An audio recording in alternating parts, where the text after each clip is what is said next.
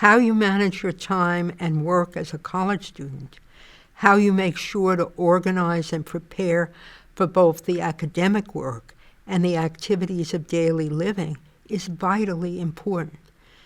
If it seems I am veering from the subject of dyslexia, it's only because time management is a part of overcoming it. Make and keep a schedule and get in the habit of actually using it. Yes, that's right, using it. Use helpful apps. Start to become familiar with the growing number of apps designed to help college students make and actively use to-do lists. Make time for yourself, having a constant look forward to time to get away from the anxieties and worries and be free to let loose and do something for yourself should be part of a daily routine. Try to master large, long-term projects.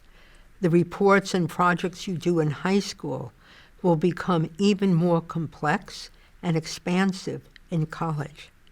A major principle here is to think about the goal of the project and the components needed to complete it. Think of taking one bite at a time. Personal.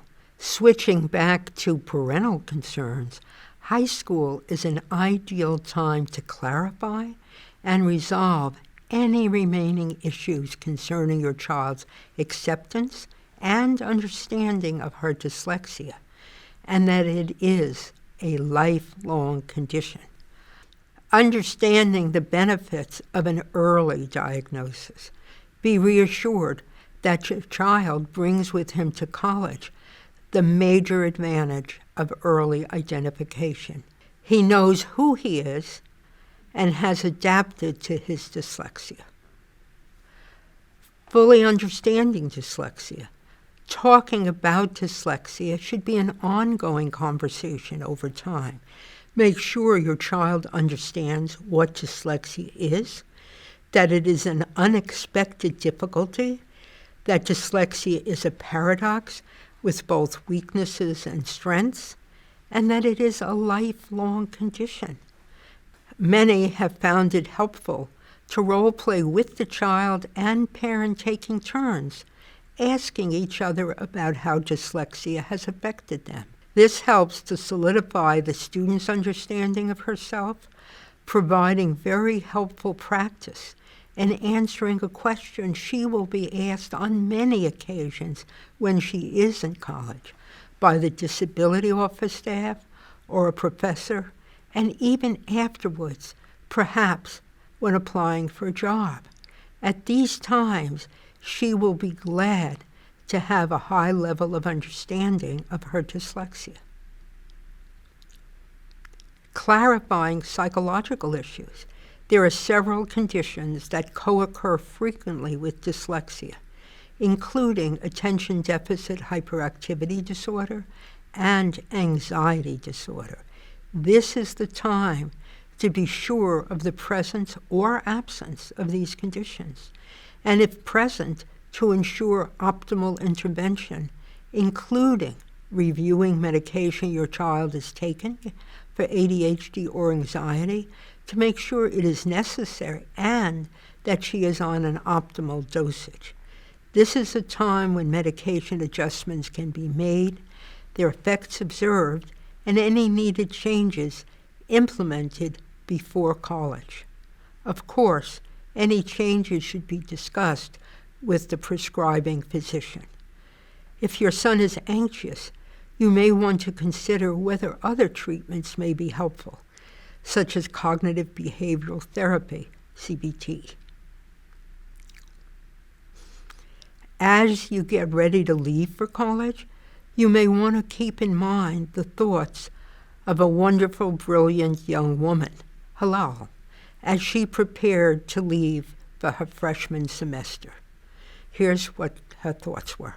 Next week, I will be going to college, and the person that is going can only be at the place she is with your help and diagnosis.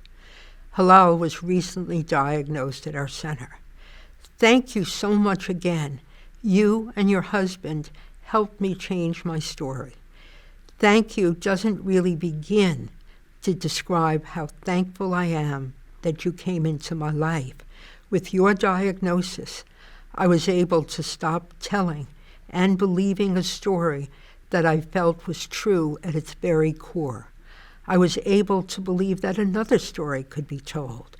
You have changed my life and allowed me to see a different future, a future I am so excited to discover. Thank you for helping me to see myself. Now, at the edge of the next adventure, it's really nice to be reminded of the steps, challenges, and triumphs it has taken to get here. It was also, and I bet Allison has some experience with this too, for things like I talked about that I couldn't get on audio no matter how hard I tried, always recruiting friends, people to help you read things, help you get, and I remember during the beginning of the pandemic in quarantine I was taking a class on French literature, and there was no way I could get an English translation of a La Belle Époque play. And Scott, Allison's now husband, was living with us. And I said, Scott, will you please, read this play with me, and we can read it back and forth because I'll understand it so much more, and it'll be I'll be able to get so much more out of it. And he spent the night with me 4 hours. We read through this whole play together. And, so I think, and like Sally likes to talk about, there's also so many strengths and ways your tactics that you learn being a dyslexic. One of the things is people skills. Yeah. And how to, be nice to get people to, that's reading is important. It's hard to navigate modern life without knowing how to read. So it's great that I learned how to read fine enough. But dealing with people is a much bigger skill that everyone needs to have. And whether it's convincing Scott to, please help me read this, or, I don't know how many thousands of hours that, girlfriends or friends of mine have spent reading things with me, because it really helps. And so exactly what my mom was saying about getting advocates, that's also a skill. Some people can't get help when they look for it. And knowing how to look for people who want to help you and be there for you, and developing that social skill set is super important to life, whether you're dyslexic or not. I just want to say on the flip of that, which is because it's all wonderful and true, and it's, I think, not a coincidence that like 2 of my best friends are also dyslexics. I like that we're all really great.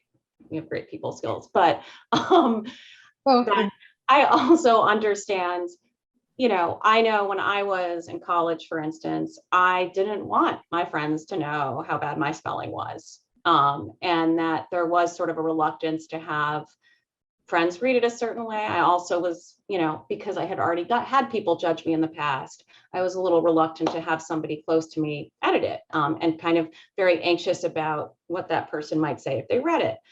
And there were some really great resources at my university, even in high school, that I initially didn't take advantage of. But as I kind of got further along, I did go to the writing center, and I ended up finding the writing tutor who appreciated my ideas. And when she read it, she got the grammar correct, but didn't make me feel that I was less than. And I think it's just so important, especially for kids as they kind of progress through school, those advocates may not necessarily be the friend that's in your dorm. It may be a really great TA. It could be a great professor you have. It could be going to the writing center, and you might get a bad writing tutor, so go again and try to get a different one. And there are many ways to be resourceful, and I would also encourage people to do that, because sometimes you don't always feel comfortable having your good friends do things, which doesn't make them bad, doesn't make you bad. It's a learning process.